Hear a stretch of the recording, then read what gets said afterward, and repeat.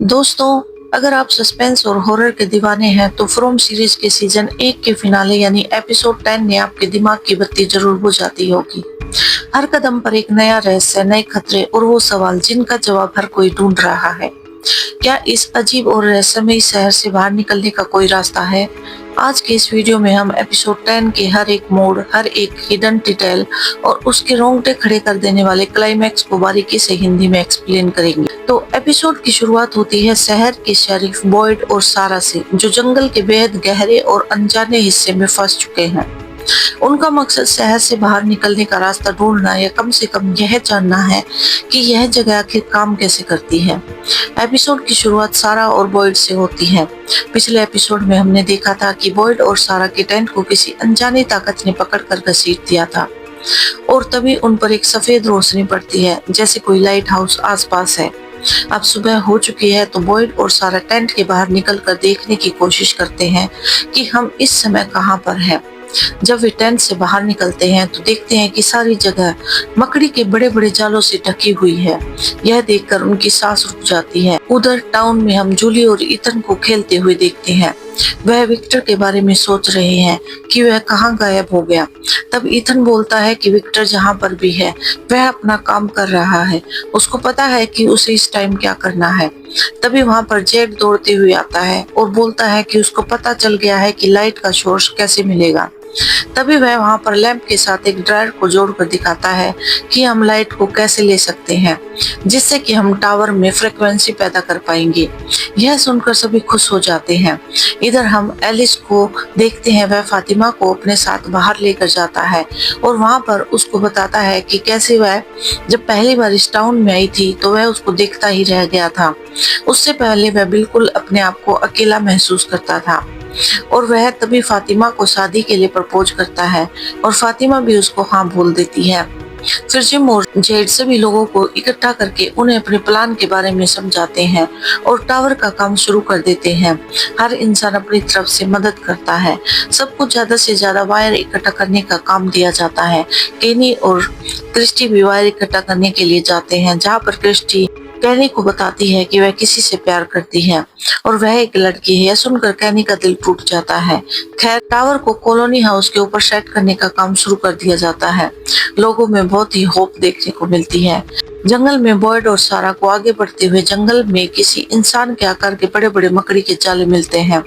सारा बॉयड को रोकने की कोशिश करती है और कहती है कि जो आवाज मुझे सुनाई दी थी उसने मुझे बताया था कि इस जंगल में उन राक्षसों से बढ़कर भी खतरनाक चीज है।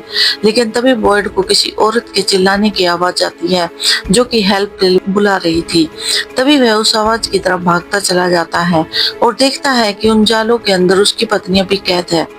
लेकिन तभी वह उसका हाथ कसकर पकड़ लेती है और बॉयड घबरा कर पीछे हट जाता है।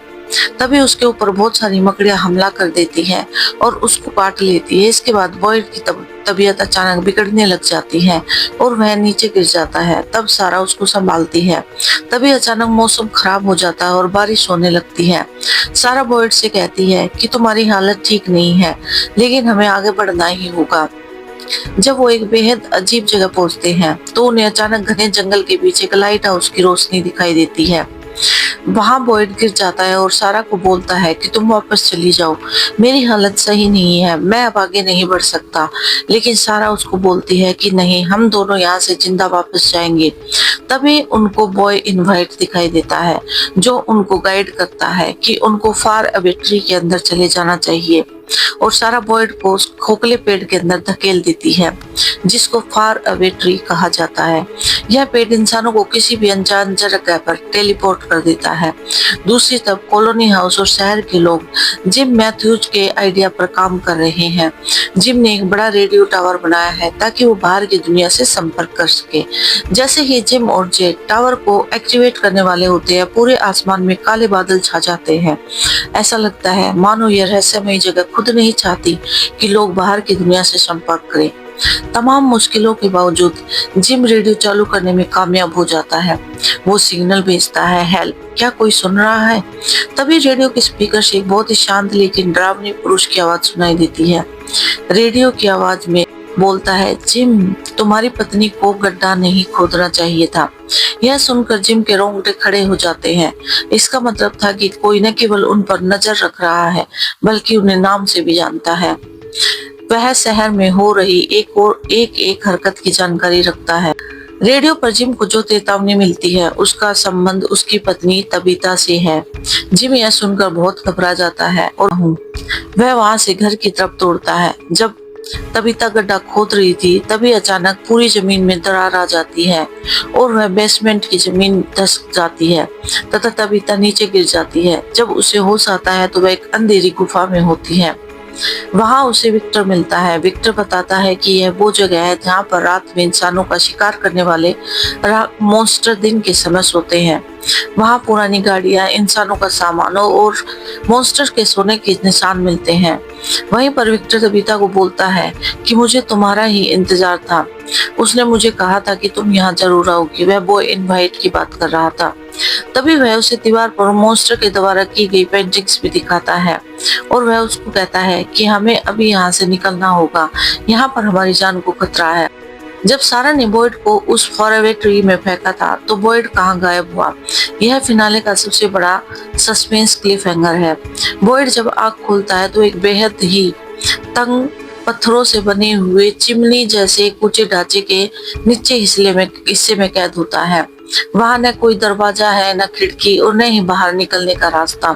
बॉयड पूरी तरह फंस चुका है। उसके पास रोशनी का कोई साधन नहीं है और उसका शरीर मकड़ी के काटने के जहर से भी तड़प रहा है।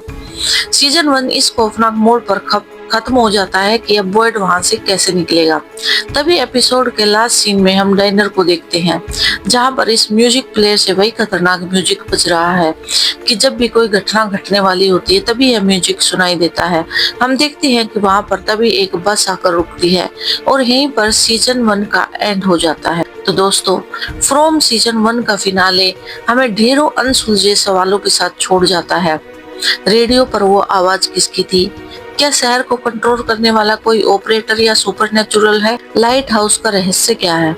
क्या जंगल के पार कोई तट या समुद्र है? तबीता और विक्टर गुफा में कैसे बचेंगे? क्या वे मॉन्स्टर दिन में जाग जाएंगे? और सबसे बड़ा सवाल, बॉयड उस तंग से कुएं से बाहर कैसे निकलेगा? यह एपिसोड साबित करता है कि यह शहर महज एक डरावनी जगह नहीं है, बल्कि एक बहुत बड़ा और सोची समझी पहेली है। आपको क्या लगता है? क्या यह एक क्रश है? इस शहर का असली मालिक कौन है? अपनी राय कमेंट्स में जरूर बताएं। अगर आपको ये एक्सप्लेनेशन पसंद आया हो तो वीडियो को लाइक करें और शेयर करें और चैनल को सब्सक्राइब करना ना भूलें, ताकि सीजन 2 के ब्रेकडाउन में हम आपसे फिर दोबारा मिल सके। तो मिलते हैं।